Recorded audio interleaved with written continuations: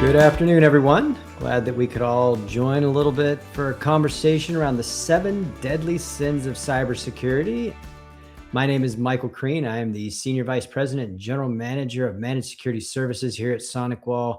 And my illustrious, red-bearded brother from another mother with me today is Mr. Cory Clark. Cory, how are you, sir? I'm doing great, thank you. For anybody that doesn't know me, well, where have you been? Cory Clark, Vice President of Threat Operations. I oversee our global security operations centers here at SonicWall, amongst other things. But that's the primary thing. I'm excited for this one. I'm excited for, Michael, the route that we went with this, with kind of changing the thought process around what a threat report is and what it should be. Yeah, and for those of you that don't know, we recently just launched, and it's not a threat report this year. It's a protect report. Yes, we're going against the grain. Everybody else puts out a threat report, but we think there's a real reason why we should just stop talking about the threats and let's talk about the protection aspect. Let's talk about the things that are failing, why they're failing, and probably with little to no real investment, how you can make a huge difference. Feel 100%. good, Cory? 100%. I mean, I agree. Like I said, I've seen the threat reports. It's something I've noticed. Like, there's a lot of great threat reports out there, but they're all saying the same thing, and I agree with them, right? But how are we going to help produce results? How are we going to help produce outcomes based off what we're seeing in these threat reports? Because again, while things change a little bit year over year, there's certain types of attacks, certain vectors that they're primarily focusing on for that year. We really need to start focusing as an industry as a whole of how do we help this? How do we create those results and outcomes to prevent these from happening in the first place? What do we really need to be considering? Not just this particular variant ransomware name, right? Let's focus on what do we got to do to help prevent it. And I think, Cory, you've said it twice, and I completely agree with you. It's all about the outcomes right now. 100%. Let's not talk about speeds and feeds. Let's not talk about one more feature. Let's talk about how we change the outcomes.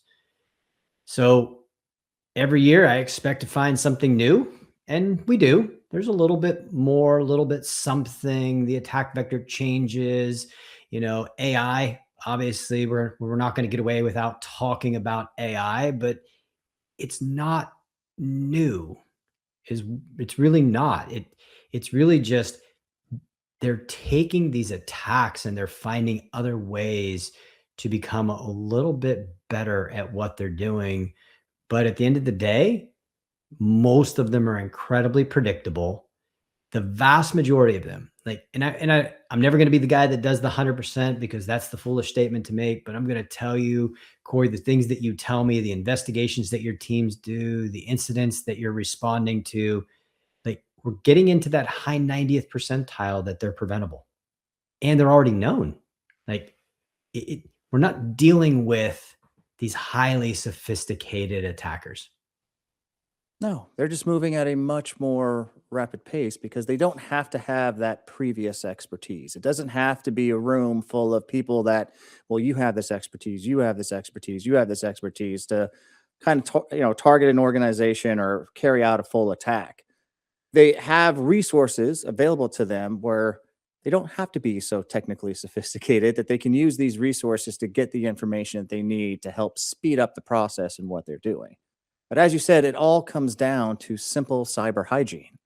And we need to go back and we need to keep focusing on that, right? Before we start throwing more things. I don't want to get too far ahead of myself with some of the sins that we're talking about. It's hard not to dive into that, but yes, 100%.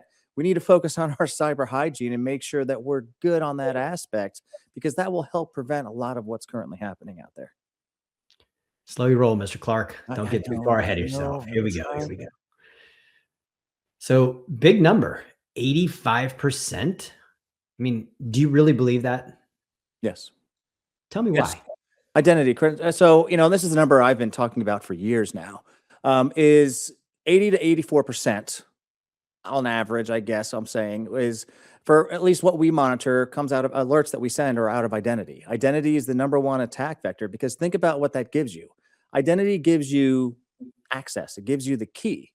Now, we all know that, business email compromises, those are still the number one thing that's happening out there. And so what ends up happening, and I'll just give you the quick scenario is, okay, I get a phishing email, I fall for it, I give up my credentials. Well, now that adversary can leverage those credentials for many different things. They can pivot over to a VPN because those credentials for my email are going to most likely be the same credentials for my VPN. Those same credentials are the ones that I'm using inside of my domain, inside of my network, right? So that is kind of the key that they're looking for and why they heavily target identity and credential access, because again, it gives them the key to many different doors of what they're going to do when they attack you. Yeah, I think it even goes further than that. I mean, what about things like Salesforce? What about your CRM? What about your PSA? What about anywhere else where you've done a single sign-on integration with your identity provider and you're not securing it the way that you probably hope that you should? And the threat actors are now smart enough to know that if they can get just this one thing, the amount of access they can get to is pretty phenomenal.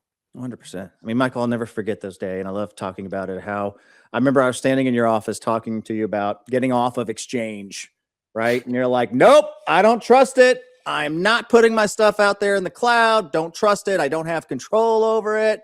And then I'm like, okay, come on, guy. Come on. We got to get up with the times here.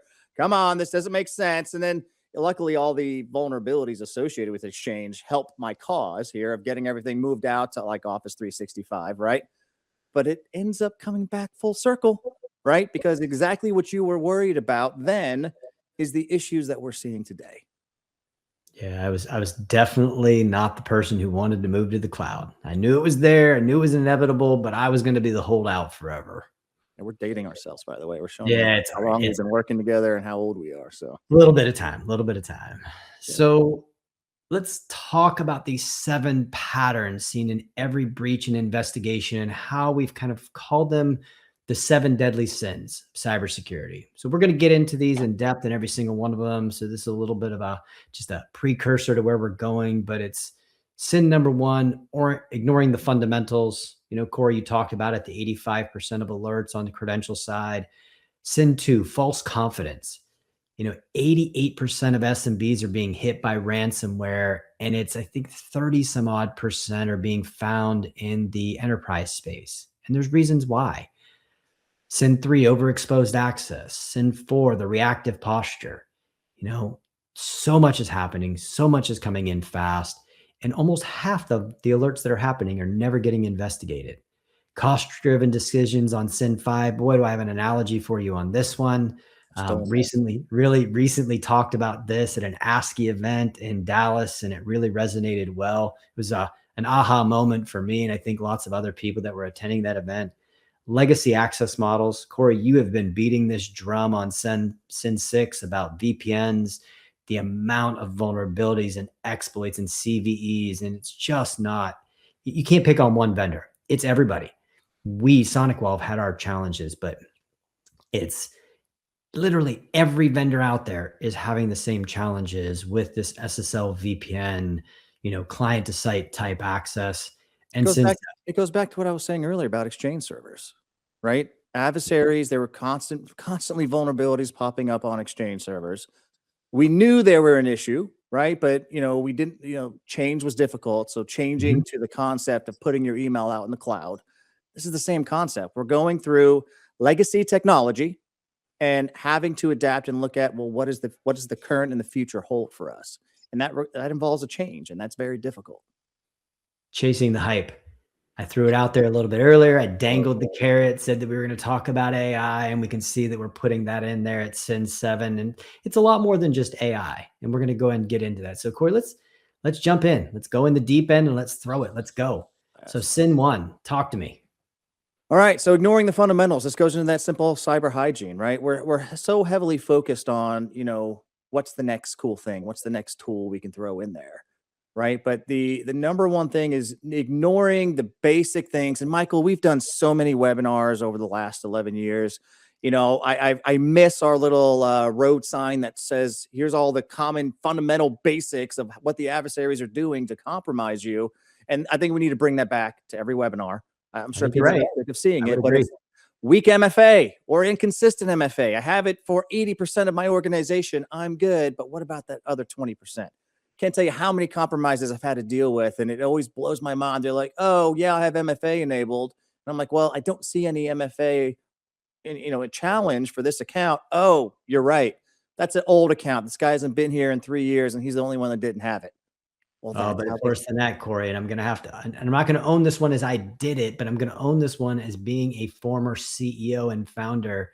Like we tend to be the worst at wanting to adopt. Everybody else do it, but I'm not gonna do it because it's too cumbersome, slows me down, it bothers, whatever it is. But how many times have you seen a senior level executive's account getting compromised inside of an environment? They were good in the entire organization except for that CEO, And that'll except for that. also pivot into the next sin around false confidence and pride, right? But 100%, you see that in an organization because that CEO, come on, I run a company. I'm not going to click on a malicious email. I'm far better than that, right? And Michael, so let me ask, do you know what the number one security thing you can do? And it's free. The best thing you can do in cybersecurity to keep your environment safe as you can. You know what the number one thing is? I don't know, man. I don't want to get it wrong and feel foolish in front of everybody, but I'm going to like, I think the number one thing is applying MFA everywhere. I'm putting that number two. I'm Oh, putting that you're number putting that number two. So what's number one? patching. It's Oh, free. okay. Yeah, yeah. It is It's free. free. You're right. Patching. Microsoft puts out patches second Tuesday of every month, right? They're telling you there's bugs, there's vulnerabilities, we have issues. Every software tool that I know puts them out. Think about Chrome. I always call Chrome that girlfriend. I know she's crazy. I can't get rid of her, right? Because I love her. But I know how dangerous Chrome is because of the amount of vulnerabilities that are consistently coming out over and over. And then if we're not patching for them, we're failing. We know there's an issue, but we're doing nothing for it. It's free. It's free. It's easy. Patch, right? That's a lot of places that fundamentals that organizations miss. And then Yeah. last point I'm going to make is kind of what you were talking about earlier with the CEO, excessive admin privileges. So not just I don't want MFA because I'm the CEO of this company, right? I need full admin access to everything. Michael, you did that to us. I'll tell you another great time. I'm putting all of our dirty laundry out there. Another great moment in my career with Michael was when he finally acknowledged and understood we stripped all his access away. Michael, we don't need you touching anything. Go out there and make business for this organization. Let us run the back end stuff. You don't need admin access. We're stripping it. And it worked. I mean, like even down to the point in the financials of the company, I got a monthly P&L, or if I just needed something, like I literally had access to nothing. And it was the right thing to do because I am a huge target being that founder, being that CEO, and people think that if they can get to me, they can probably get to just about anything. Corey, you were talking about patches, and before we move on to sin two, I want to make sure that we're calling it out. We talk about our laptops, our desktops, our servers, but man, what about our phones? What about Apple? What about Android? What about Google? What about all of these phones that have more computing power than when we put a man on the moon? I And talk yet, about that all the time. how often are people checking on the updates? I mean, I've got myself signed up. I get the security alerts that tell me when there's something going on that I should keep my phone up to date. And we're more mobile, obviously, because it's a phone and we take it everywhere, which means there's more risk involved. We download more things, we put more apps, we get more data. There's probably far more risk in our phones than there even are on our laptops and desktops anymore. If I So, switch to the dark side, Michael, I'm targeting these things oh, because of 100%. exactly what you said. Now everybody knows I have an Android. Right, Android life. So the reason I'm targeting these is because access to everything on here, right? And I want you, whoever's watching this, think about your phone. Do you have an app for your bank account on there? Do you have an app for your social media accounts? Are you also on that same syncing your work email, right? Is your MFA controlled through your phone? So if I can control this for somebody, I can get access into their corporate and their personal life. So this is a much better target for me than just a computer, right? Their desktop at work. Yeah. So this needs to be accounted for. And I think we're going to see more and more. If I had my magic ball, I haven't done the magic ball in a while, right? These are going to become, as time goes on, more and more issues. We're going to see more targeting of these devices as time goes on, because that's exactly what I would do if I was on the dark side of things. Yeah, if I was going to call it out, I think the next 12 to 18 months, we're going to see bigger problems when it comes to mobile devices and how often they're getting compromised and what they're stealing out of them. So, as we keep hinting around to a lot of things, and we're having a hard time containing ourselves into the sin that we're talking about. But moving on to sin number 2, we're too small to be targeted. I mean, I can't tell you the amount of times that over the 11 years, and it's been longer that you've been doing it and longer than I've been doing it, but we've been doing it together for 11 years. And the amount of times that we've heard an MSP or we've heard a customer say, nobody wants me. Nobody, I don't have anything of value. I don't have anything. You know what? We see the ransomware numbers. It's 88% involved in SMB, 39% in large enterprises. So I don't think the SMB is being attacked more. I think they're probably being attacked equally, but they don't have the same type of defenses, the same type of response, the investigations, all of those things that go along with it. But let's just talk about, and not to go back in history too long, but let's think about the target attack for a minute. We said too small to be a target. So let's focus on Target. Why did Target get hit? They didn't get hit directly.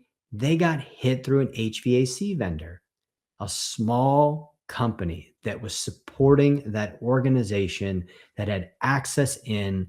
There wasn't proper segmentation that allowed them, once they got onto that HVAC vendor, to then get into the environment, to then start taking access to that point of sale system. So you can say and try to convince yourself that you're too small, that you don't have anything really to risk, but think about the clients that you're serving and how much risk you can bring to them. Yeah, I mean, there's two different types of attackers, right? There's the financially driven attackers, right, that want to go out there and they want to make money.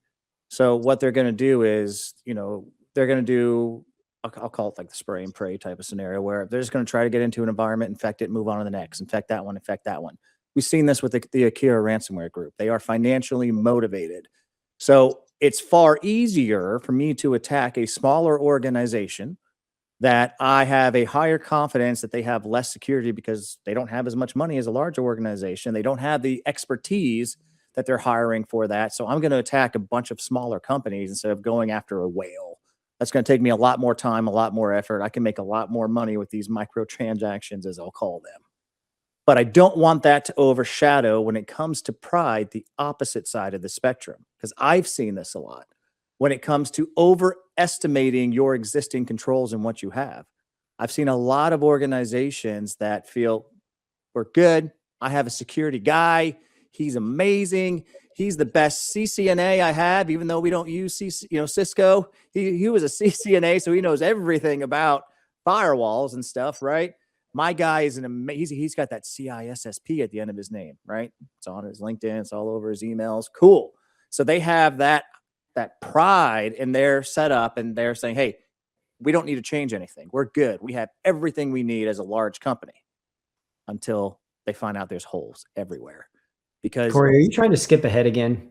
I mean, do I feel like you're going on to another sin? No, this is still okay. We're still on false confidence. We're still on All false. right. I don't think I have, but this will tie back in. I like circling back around, right? But we have the small organizations that think they're too small. Too much pride there. No, I'm good. Then we have the large organizations that feel like, you know what? We got everything in place. We don't have to do anything else, right? We don't have to check anything. There's no audits. We're good. There's nothing we got to worry about. That comes into this particular sin around false confidence. Yep. All right, let's move on to number 3. Here we go. Overexposed access. Man, the amount of times that you and I have done an investigation, the amount of times that we've logged in with a customer and a partner and found out that they had users in the enterprise admin, in the schema admin, that they had the vast majority of the regular everyday user accounts as domain admins in their infrastructure, and couldn't explain why. Didn't know, quote unquote, didn't do it. Somebody did it, but it wasn't them. There's a lot of not me game that goes along with this overexposed access. And people don't understand how easy the lateral movement becomes the moment the compromise takes place and they don't have to escalate privileges because it's been given to them. Like, it's not easy. Like, you go back to however long ago that Microsoft had published this, and lots of other people said it, like, administrators in your environment should have a minimum. And I think, Cory, you and I had agreed that it should have been a minimum of 3 credentials. I think Microsoft calls it out as 4. Yeah. But, how many times have we actually found that, well, one, are they even doing more than 1? And can we say, hey, look, I get it. Maybe 3 is just too difficult for you in every single environment, but let's at least get you to 2. It just doesn't happen. No. I mean, so we see it with permissions within the environment.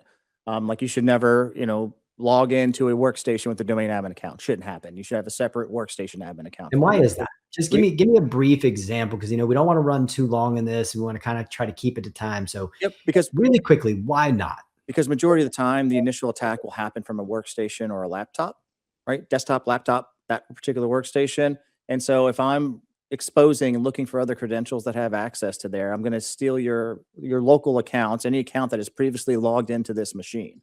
So if I'm stealing your accounts of previously logged in users, I can, boom, I get a domain admin username and password. Now I can move laterally anywhere within your environment. If it was just a local workstation admin, now I can only touch and log in and do what I need to do, excluding shared files for those people that are watching. Like, right? But when I'm talking about actually direct login access, it restricts me to only the workstations that workstation admin group has logged in and has access to. So what you're saying is we're setting up roadblocks. Yeah. We're containing the blast radius. We're trying to minimize the exposure. And yeah, they're going to get in, but we've at least stopped them from just running wild almost instantly. And they're going to have to work a little bit harder, because most threat actors, like you called them earlier, spray and pray, and they're looking for the easy victory. They want it fast, they want it now, and they want it easy. And a couple of things I want to make sure I speed round this real quick, because we're going to run out of time. When we start looking at things like, SSL VPN, I feel like last year was a year of SSL VPN compromises across all brands, makes, models, all that fun stuff, right? And so what happens is you give too much access after they've authenticated. So this is the problem with SSL VPN, is typically once I get in through SSL VPN, I have access to your whole office. I have access, like I'm sitting in your corporate environment. I'm inside your network. I can do whatever I want. That's why the push for something like ZTNA, where you're restricting it to one office instead of the whole environment, just like what we were talking about with workstations. And that goes into just general segmentation in general. Too much overexposed access that could initially, you don't have to buy an extra tool, right? It's usually the tools that you already have, but they're not properly configured. Right. Oh, man. Sin number 4. It's a lot. Cory, you and I get it. I think we hear it all the time. We're consuming so much data. We're creating so much data. And the more that we consume, the more that we create, the more alerts, the more data gets generated. And it is an incredible, overwhelming ask to investigate 100% of it. Now, is this the reactive security posture, correct? It is. This is how we're going on this one. Yep. So that we're not out there threat hunting. You can't. I mean, I run multiple security operation centers right across the globe here, and you cannot automate everything. You cannot just rely. I call it vanilla. I can't rely on this vanilla AV EDR solution. I can't rely on vanilla. This XDR platform has built-in alerts. Here we go. You can't do that. You have to have active live threat hunting. You have to be proactive on updating what you're looking for and how you're alerting and what your playbooks are. And it's a never ending thing, because the adversaries aren't just sitting here doing the same exact stuff per se, right? Technologies change. Different attack vectors come up. Different tactics come up. There's new vulnerabilities in different software. So you can't just sit there and just be completely reactive, because you're going to fail, plain and simple. Yep. So let's move on to sin number 5. I don't think this is not sin 5. I think this is just keeping on with the attacker's clock is already running. Yeah. We're going to run out of time. I'm sorry. It's all right. It's all right. So here's one. This is the one that I think bothers me the most, is sin 5. there's this idea of, look, we're all looking for a good deal. No doubt. We're all trying to watch the bottom line. We're all trying to be profitable. We're all trying to do the right thing by us and our customers and things. But, they say, what's the saying about free service, or, free service isn't good and good service isn't free, something to that nature. But thinking about that, you're constantly trying to cheap out on your security, and you're trying to like get as the cost as low as possible. Here's the one analogy that I'm going to give you. How many of you bought a new car in the last 24 months? Can't see the hands, but let's just go ahead and assume a few of you have thought, yeah, okay, that's me. I bought a car. How many of you, whether it was your Honda, Toyota, Lexus, Porsche, Cadillac, Chevy, Ford, whatever it may have been, and you decided, I'm going to buy this particular model of that vehicle, how many of you looked at the salesperson and said, I want your bare bones cheapest vehicle? No, I need my air conditioned seats, Michael. Somebody wants heated seats. Somebody wants a heated steering wheel. Somebody wants the air conditioned seats. Somebody wants the adaptive cruise control. All of these creature comforts of life that at the basic necessity of driving a car, we're talking about an engine, we're talking about wheels, we're talking about doors, we're talking about a steering wheel that gets you from point A to point B. And yet the vast majority of us do not buy the most basic, cheap model of whatever vehicle it is, because we want something a little bit better for a creature comfort or a safety comfort. And yet we don't buy our cybersecurity for the safety comfort. We buy it on price way too often, and it has to stop. Mic drop. I'm going to go on to the next one. I love that analogy. I'm stealing it from you. I've already used it already, so you didn't trademark it. Sorry about that. But that's all right. It's all right. Why don't you talk about Sin 6? Let's talk about it. All right. So Sin 6, this is the clinging to legacy models. The perimeter you're defending doesn't exist anymore. Yeah. Attackers aren't breaking through firewalls. They're logging in, right? So we're still looking at outdated approaches when it comes to cybersecurity, right? We hit that in the beginning about the fundamentals of, there's CVEs coming out daily, right? I can't even say it's monthly, weekly anymore. It's daily. New CVEs are coming out. And so we need to take that approach of, making sure that we are updating consistently. We can't continue to sit here and resist evolving architecture. So this goes into that VPN discussion, right? Where we talk about ZTNA and why organizations are starting to look at that type of technology over VPN. We talked about it earlier with Exchange servers and what's the benefit of switching out to a 365 environment, because, right, we can't just be completely resistant to what the industry is changing to and what technology is evolving to. So, Cory, when you talk about that, and we talk about that 82.5% of growth in VPNs for CVEs, I think we're really referring to what's happening in the SSL VPN marketplace.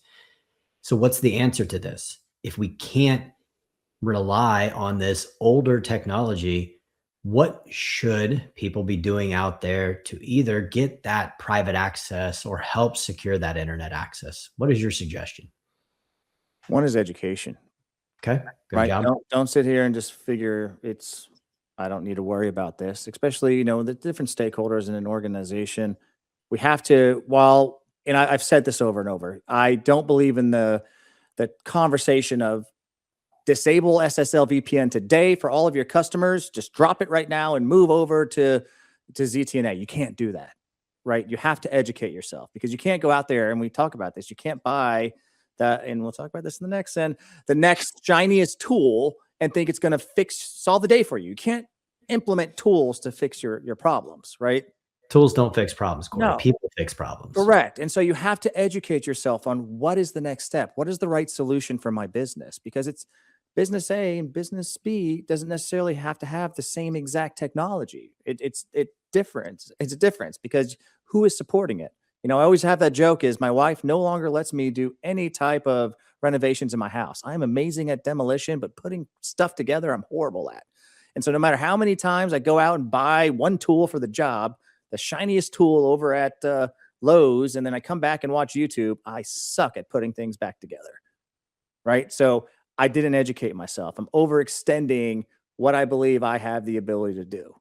I know I'm getting ahead of myself. That's insane. No, you're good. You're good. You're good. I love that analogy. So let's instead of getting ahead of ourselves, let's move on to the last sin. Here we go. This is actually my second favorite. Yes.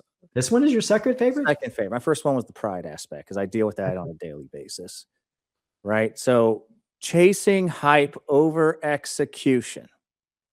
So tell me, you said it earlier, tools don't fix the problems. Dive into that for me.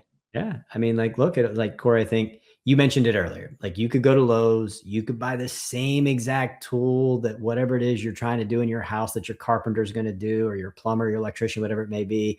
I could go to the store, I could buy the same exact tools that my mechanic has, but I'm going to tell you, my ability to execute the repair on my car is never going to be as fast and complete as what that mechanic is going to do for me. Because one, it wasn't the tool that made the mechanic, it's the mechanic that made that tool a beautiful thing, a thing of execution that was like, man, you killed it. You got it right. You know, don't believe the hype. I think there's a song in there somewhere. Is there? There's an old song, and don't believe the hype. Some line in some rap song or something. I think I got to pull that one back. But yeah, it's unfortunate, and I would say we as vendors, you know, because you and I were vendors, you know, we have to stop trying to convince people that if you buy our tool, it fixes the problem.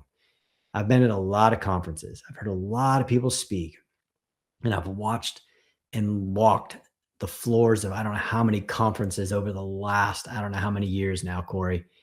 And it's just the constant of what this technology fixes, I must have. but they never really talk about the effort of education and what you have to put into it to get the execution out of it that they're claiming can happen. Yeah, it's tough. And I've been having a lot of these conversations around who is making the decisions on these tools. And I'm on this hill where a firm believer that, you know, it is no longer the CEO that is the one, ultimately making the decision of what tools they're going to use. It's the younger generation, it's the engineers, it's the ones that are actually managing these tools, going to that particular CEO and saying, "Hey, we need this tool. This is the best tool. The other one doesn't work. This one's so much better." And I had a recent incident on this where someone came to me and said, "Hey, yeah, my guy said that this one was so much better, so we signed a contract on this one." And then I'm talking to him about what's the difference. Okay, you just bought a tool. What you're losing is the human element. You're Mhm. losing our SOC monitoring this. Who's monitoring this for you? Oh, the tool does that. Okay, is the tool going to pick up the phone and call you in the middle of the night? The answer is no. He's like, "Oh man, I wish I would have talked to you before I signed that contract." Yes, stop chasing shiny tools. I had to deal with this all the time. I'm going through this whole process where there's one side that says, if you don't adopt AI and everything AI, even when it comes to a security operations center, everything should be fully autonomous. I'm like over here saying, "No, you're stupid. How about you live in my shoes, right? And see what really happens." Yes, you should help AI enable what you're doing, but you can't completely, especially right now in 2026, completely replace what you're doing because there's so many things that go into an execution of some type of service or offering that AI can't do. And I gave Yeah, one example earlier. Who's picking up the phone? Is a robot going to pick up and call me and tell me, wake me up at 2 a.m. and get me out of bed and realize what the urgency is and what I need to do to fix this problem? yeah, I think when it comes to AI, at least for me, and you and I probably align on this one, I think this is a slow is smooth and smooth is fast moment. You know, don't put your head in the sand. Don't think you can ignore it because it's going to cause you bigger problems if you're ignoring it because all of your customers are talking about it. And if they're talking about it and you're not talking about it, then you're going to get replaced because they're going to find somebody that's going to help them take care of what they think they should be doing. So be comfortable with it, explore with it, but make sure you use it in ways that really help you elevate your business, help you automate things that you hate doing so that you can get to the point of doing some of the things that you love doing. Yeah, my recommendation is when you're walking around these conferences and everybody's telling you buy my next shiny tool, don't look at buying tools, buy partnerships. I don't care if you're an MSP. I don't care if you're a large enterprise organization. Any vendor that you choose to work with should be some type of partner within your organization, because otherwise, again, you're just buying a shiny tool. You're out there on your own, figure it out. Is that salesperson going to talk to you after you sign on that dotted line? No, he's going to take his commission. He appreciates the business, and then you're on your own. So A start good looking at, salesperson will. A yeah, great salesperson is going to, because they want to establish that relationship. They that's that. want that long-term partnership. They want to be invested in you and your business so that when it comes time for renewal, it's not even a conversation because you've been there from the beginning through the middle to the end. And now it's success. It isn't just, well, let me go look at everything else because I Mm, bought something from you and you walked away on me. So, Corey, I think we've gone like significantly over what we thought we were going to do in 30 minutes. So, we're probably going to have to try to Great wrap story. this thing up. Um, So we already hit on this one. Let's wrap up on this one here. yeah. Okay. So, I mean, exactly what it says. SMBs are not failing because they lack security tools. You guys have plenty of tools out there. It's all about the implementation and what you're doing with those tools. If you're great at demo, be a demo person. If you're not great at putting things back together like me, then go ahead and partner with someone like that. Educate yourselves. Don't rely on these tools. Consider your security hygiene in general, because that's what all of this comes back to. Your cybersecurity is not a project. There's no end date. It's a posture that's constantly evolving, just like me. I constantly evolve as years go on, right? So you have to educate yourself on what to do. Don't just make rash decisions. Educate yourself and make sure you have a proper plan going forward.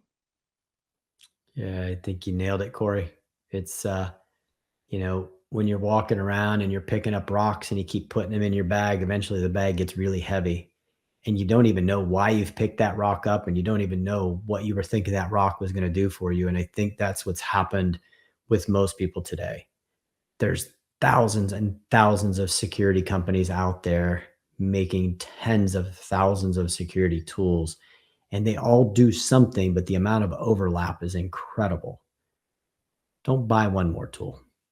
Buy the outcomes, buy the partnerships, and make sure somebody actually cares enough to align with your business and the outcomes that you're looking for and how you want to go to market and feel good at night when you're sleeping peacefully that somebody's got your back and watching out for you. Appreciate your time, Corey, as always. Amazing time. Thanks for the partnership. Thanks for the camaraderie. Thanks for being my brother from another mother. We are here to protect and serve, and we're hoping that you'll download our new 2026 Cyber Protect Report, and you'll get a little something out of it. And if you do, share it with somebody. Take that education and share it, and let's start changing the outcomes, and let's start winning the fight that's being handed to us every day.